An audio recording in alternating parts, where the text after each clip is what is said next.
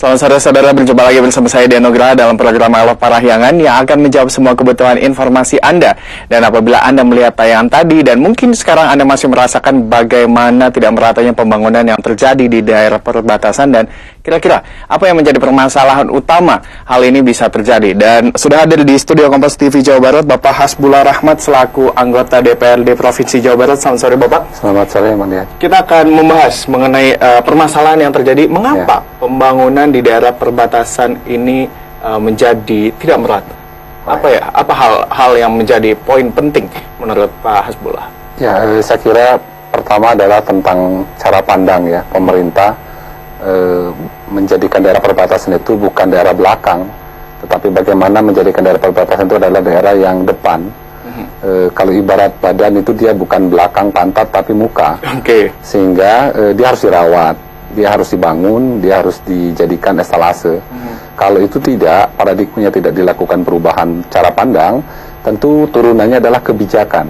Kebijakan pembangunannya memang tidak bertumpu di daerah perbatasan. Dan akhirnya daerah perbatasan kebanyakan memang agak tertinggal dari pusat ibu kotanya. Itu yang menyebabkan adanya wacana kemarin-kemarin kan, ada pemekaran provinsi Cirebon, sempat muncul wacana Kerasidenan Pakuan ya, Bogor dan sekitarnya juga kepengen. Tapi saya kira problemnya adalah bagaimana masyarakat khususnya di daerah perbatasan itu merasakan pemerataan pembangunan.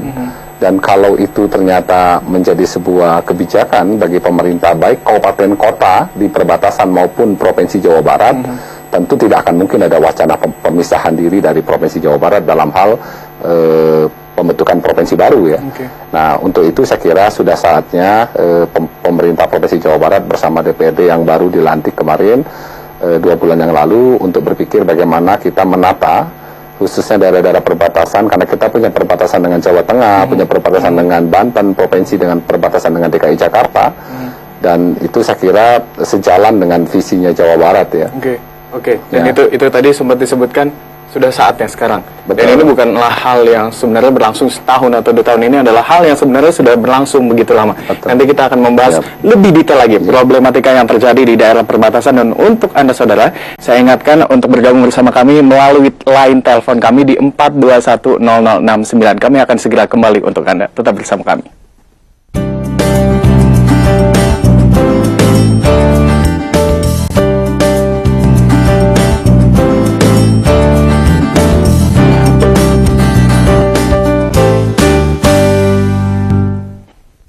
Terima kasih saudara, Anda masih bersama kami dalam program Elok Parahyangan, dan kita juga masih bersama dengan Bapak Hasbullah Rahmat selaku anggota DPRD Provinsi Jawa Barat, dan kita juga masih membahas mengenai pembangunan di daerah perbatasan. Ini saya ingin memberikan satu pertanyaan. Menurut pandangan Bapak Hasbullah, problematika apa yang sering terjadi di daerah perbatasan ini? Efek apa sepertinya yang muncul akibat pembangunan yang tidak merata? Ya, pertama yang jelas tingkat penganggurannya tinggi. Dampaknya ya. Yang kedua, pertumbuhan ekonominya menjadi lambat. Yang ketiga, banyaknya anak-anak yang wajib belajar mungkin tidak punya kesempatan sekolah karena memang fasilitas pendidikannya terbatas. Dan yang keempat adalah tidak ada pemerataan dalam pembangunan. Saya kira dengan visi Jawa Barat, dengan iman dan takwa Provinsi Jawa Barat termaju di Indonesia, kalaulah kita boleh lihat misi yang kedua, meningkatkan perekonomian yang berdaya saing dan berbasis potensi daerah, tentu ada kans bahwa daerah-daerah perbatasan saya yakin semua punya potensial lokal, potensial daerah. Ya mungkin berbeda satu sama lain berbeda, tetapi kalau itu didorong dikembangkan dan dia tumbuh menjadi ekonomi mikro di daerahnya dan dibantu fasilitas infrastruktur jalan dan fasilitas lainnya tentu yang menunjang untuk itu, saya kira juga akan recovery ya, akan cepat bangkit juga daerah-daerah perbatasan tentang bagaimana mereka untuk menjadi bangga bagian dari Provinsi Jawa Barat yang di ujung ya, di perbatasan dengan provinsi orang lain. Dia juga bangga menjadi warga Jawa Barat karena memang fasilitas di daerah perbatasan juga tidak kalah baik dengan daerah provinsi yang berbatasan dengan dia. Sejauh itu kita bangun secara merata di seluruh daerah perbatasan, baik di Jawa perbatasan dengan Jawa Tengah, di Banten dan DKI Jakarta. tentu kita nyaman dan bangga sebagai warga Provinsi Jawa Barat. Nah, ada 2 juta kilometer lebih panjang jalan provinsi yang tersebar di seluruh perbatasan Jawa Barat. Dan itu menjadi kewajiban pemerintah provinsi untuk membangun. Nah, kalau selama ini jalan-jalan provinsi itu hanya ditambal kalau bolong setelah musim hujan, maka konsep ke depan harus dikembangkan, dilebarkan. Kalau jalan itu dilebarkan 2 kali lipat dari yang existing sekarang, katakanlah sekarang lebarnya 6 meter jadi 12 meter, saya yakin ekonomi tumbuh di daerah perbatasan. Hanya dalam satu sisi jalan. Kalau kita suntik sisi lain mungkin akan lebih banyak lagi. Tapi ini kalau saya melihatnya tadi sempat kita membahas seperti telur dan juga ayam, yang mana duluan antara daerah perbatasan mengembangkan usahanya atau ciri khasnya atau infrastrukturnya dulu yang harus dikembangkan. Ini kan menjadi suatu salah langkah apabila ketika mereka ingin mengembangkan suatu usaha, tapi infrastrukturnya juga masih belum mumpuni. Begitu pula mungkin dengan pemerintah yang ingin mengembangkan infrastruktur, tapi ternyata tidak ada yang begitu menarik di daerah perbatasan. Sehingga seperti apa ini pandangan? Saya kira kan semua kabupaten kota di luar Pangandaran ya, ada 27 kabupaten kota, karena Pangandaran juga pemekaran sekarang. 27 kabupaten kota yang sekarang tentu mempunyai program rancangan pembangunan menengah daerah RPJMD, dan itu dituangkan dalam Perda. Nah, RPJMD itu kan capaian pembangunan 5 tahunan. Nanti turunannya dia setahun sekali itu diturunkan melalui program kerja KUA dan PPAS, dan finalisasinya melalui APBD anggaran. Provinsi juga sama. Provinsi, kabupaten kota juga dalam membuat Perda RPJMD juga harus mengacu dengan RPJMD provinsi. Provinsi juga sama mengacu dengan nasional.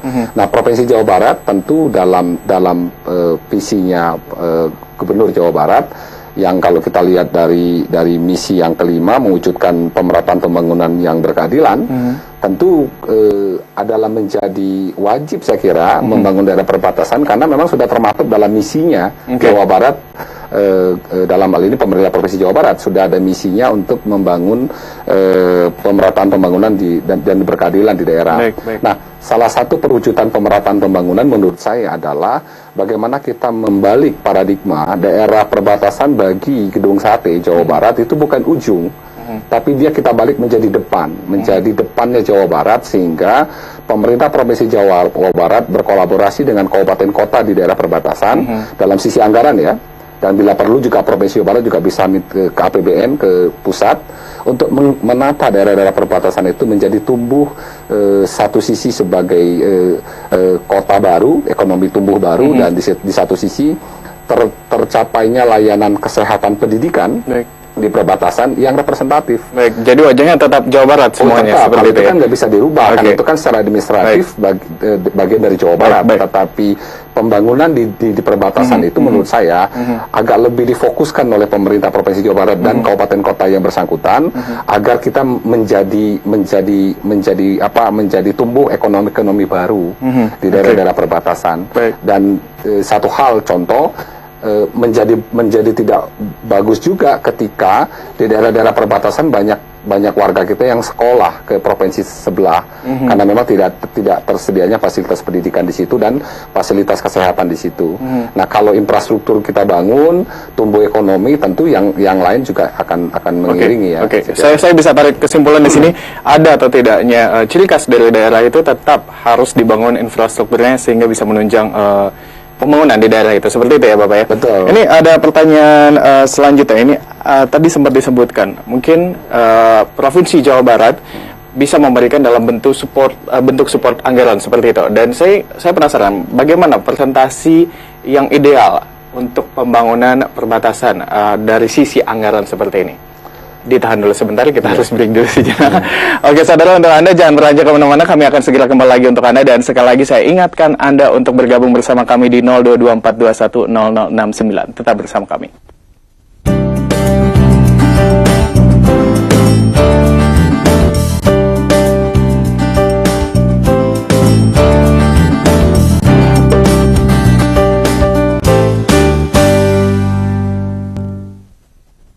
Terima kasih saudara, Anda masih bersama kami dalam program I Love Parahyangan, dan sekali lagi saya ingatkan untuk Anda untuk bergabung bersama kami di 4210069. Kita masih dengan Bapak Hasbullah, dan tadi sempat ada satu pertanyaan yang tertinggal saudara. Bagaimana presentasi ideal dalam sisi anggaran untuk pembangunan daerah perbatasan ini dari sisi saya kira APBD? Kalau tentang sumber pembiayaan kan bisa tidak hanya melalui APBD provinsi ya, tapi juga kita bisa mengajukan ke APBN nasional pusat ya, dan APBD kota kabupaten juga menyiapkan. Tetapi kan kabupaten kota itu kan punya kewajiban pajak kendaraan bermotor kan di-store ke Provinsi Jawa Barat. Oke. Contoh saya dari Dapil 6, Dapil Kota Depok dan Bekasi, itu nggak lebih dari 200 miliar per tahun pajak kendaraan bermotor dari dua kota Depok dan Bekasi, itu kan di-store ke Provinsi Jawa Barat. Yang dikembalikan ke kas daerah kan hanya 30%. Nah, paling tidak harapan masyarakat Bekasi dan Depok, salah satu contoh ini, jalan-jalan provinsi yang ada di dua kota perbatasan, karena kalau jalan-jalan provinsi yang ada di katakanlah Kota Bekasi dan Depok ini dilebarkan, tentu dengan pelebaran jalan-jalan provinsi di daerah perbatasan ini, dengan sendirinya nanti akan tumbuh ekonomi baru. Satu, yang kedua, kita juga kepengen kolaborasi antara dinas kesehatan, dinas pendidikan di daerah kota kabupaten dengan dinas kesehatan provinsi, agar bersama-sama tentunya dengan APBD kota kabupaten mengembangkan fasilitas sarana pendidikan dan kesehatan di perbatasan. Supaya tidak boleh lagi ada orang yang tidak terlayani lah layanan kesehatan dan pendidikan karena memang minimnya fasilitas. Nah, saya kira kita mengenal kalau beli sayur dan buah di pasar induk ya di Jakarta. Padahal kan Jakarta tidak punya perkebunan sayur dan buah. Kebanyakan di Jawa Barat lah salah satu, karena 18% PDRB nasional kan disumbang dari Jawa Barat khusus manufaktur. Nah, kalau katakanlah Depok umpamanya punya sentral seperti pasar induknya yang menampung seluruh produktivitas pertanian buah di Jawa Barat, tentu orang datang ke Jawa Barat dong belanjanya kan. Kota Bekasi contoh kalau menjadi sentral garment, kenapa harus ke Tanah Abang langsung gitu loh. Kita punya plan baru, punya pertumbuhan ekonomi baru di daerah perbatasan kalau kolaborasi antara kabupaten kota dengan provinsi Jawa Barat. Baik. Itu adalah salah satu potensi yang bisa dimanfaatkan. Kita harus tahan dulu sebentar, Bapak, karena sudah ada satu penelpon yang terhubung bersama kami. Halo, selamat sore. Halo, sore. Selamat sore, dengan siapa di mana? John di Cililin. Mohon maaf, John di Cililin? John dari Cililin. Oke. Silahkan Bapak. Ini saya mau nanya ke Pak Dewan nih. Pak, kalau saya sih yang dirasakan sebagai warga masyarakat di daerah ya, yang pinggiran lah dari kota, saya rasakan pembangunan pusat kota terkesan lebih menarik gitu dibandingkan pembangunan daerah di perbatasan gitu. Mungkin bisa dijelaskan kenapa demikian. Terima kasih. Baik, terima kasih. Pak John ya tadi ya, namanya. Ini dia bertanya, mengapa ini bisa terjadi? Mengapa daerah pusat lebih menarik, perbatasan sepertinya tertinggal? Ya, saya kira tentu kenapa daerah pusat itu menarik orang berinvestasi, karena di daerah pusat perkotaan itu kan sudah terpenuhi fasilitas ya, Kang John. Fasilitas perbankan, fasilitas tol, infrastruktur, fasilitas penunjang lainnya sudah terpenuhi. Tetapi kalau kita mulai dari sekarang beritikat Jawa Barat untuk membangun daerah perbatasan, ya tentu nanti 5-10 tahun yang akan datang juga akan sama. Ketika infrastruktur dibangun di daerah perbatasan dan dia akan menjadi tumbuh ekonomi baru, tentu para pelaku ekonomi juga dia masuk di wilayah-wilayah perbatasan. Tetapi sejauh kita tidak mau mengawali pembangunan di daerah perbatasan, maka selama itu juga daerah perbatasan tidak akan tumbuh, tidak akan menarik bagi para pelaku ekonomi. Karena apa? Karena daerah perbatasan minim makan fasilitas. Kalau di daerah-daerah pusat kota itu kan fasilitas sudah terpenuhi, sehingga mereka nyaman berinvestasi. Karena kalau mereka, katakanlah contoh, kita berdagang, itu yakin lakunya dagangannya karena memang segmentasi pasarnya terukur. Tetapi kalau di daerah perbatasan itu tidak pernah kita berani untuk membangun, menata, maka selamanya saya kira pemerataan itu akan tertinggal gitu. Oke. Ini yang menjadi, ini kan apabila kita melihat pembangunan di perbatasan, banyak sekali yang harus dibangun dari fasilitas pendidikan, kesehatan, ekonomi, dan lain-lainnya. Tapi menurut Pak Hasbullah, yang paling utama, yang menjadi skala prioritas utama, faktor pembangunan apa yang harus dibangun?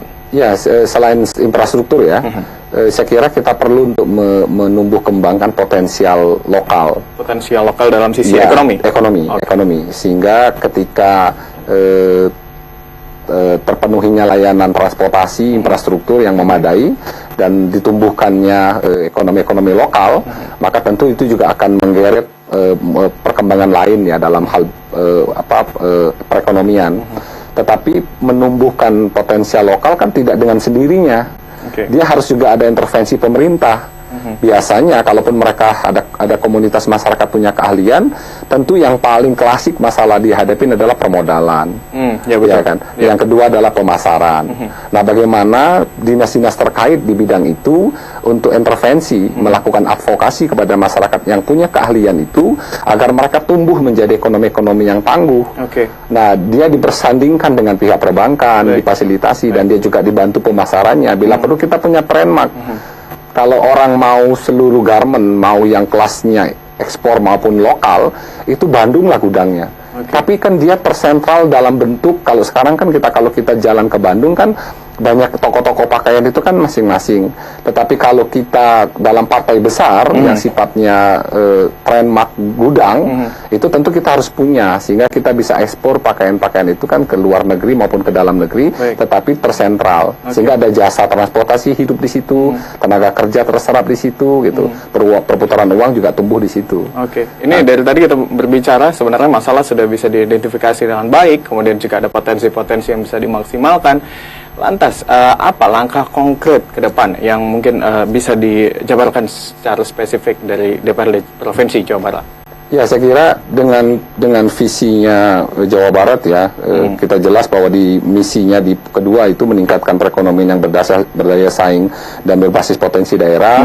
Di misi yang kelima juga ada mewujudkan pemerataan pembangunan yang berkeadilan. Saya kira cantolan dari visi dan misi ini juga sudah cukup untuk dimasukkan dalam program. Karena memang itu kan ada rancangan pembangunan daerah menengah ya, 5 tahunan, dan setahunannya kan ada KUA, PPAS, dan APBD. Saya kira mulai tahun 2016 kita sudah mulai mengarah bagaimana kita sudah mulai fokus lah daerah perbatasan ini. Betul. 2016. Ya. Baik. Terima kasih Pak Hasbullah Rahmat atas waktunya di sore hari ini. Dan kita tunggu aksi nyatanya nanti di selama 5 tahun ke depan selaku DPRD Provinsi Jawa Barat. Dan ini tentunya perlu kegiatan dan juga feedback yang positif dari masyarakat, proaktif juga dari masyarakat. Sekali lagi terima kasih Pak Hasbullah Rahmat. Itu dia tadi saudara perbincangan menarik saya dengan salah satu anggota Dewan Dewan atau DPRD Provinsi Jawa Barat. Dan jangan beranjak kemana-mana karena setelah yang satu ini masih ada informasi menarik lainnya untuk Anda. Tetap bersama kami.